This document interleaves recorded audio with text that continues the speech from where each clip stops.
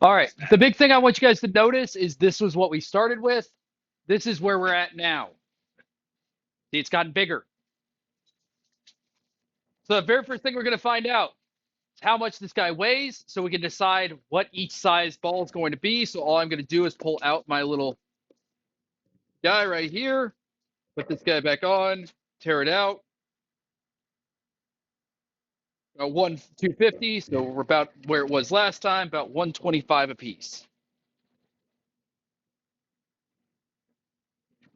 This guy is a little bit more running muscle. So there's two different ways you can do this. We got our 125 balls. This guy, you can either take it, you just kind of fold it in on itself.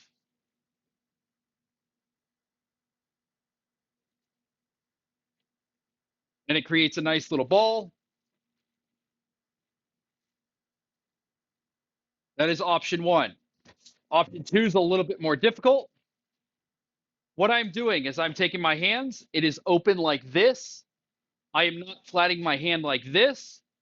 But what it's going to do is it's going to allow me to slowly push the edges under as I go. Again, I'm working as a cage, but look how smooth that ball is. And I'm just keeping those fingers down as I'm running under. I push it under as I run it back around. And that's my other guy.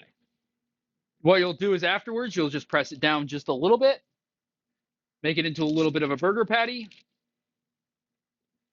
and then you wrap them up and we'll put them in the fridge. You will have a section on your parchment paper where your groups goes.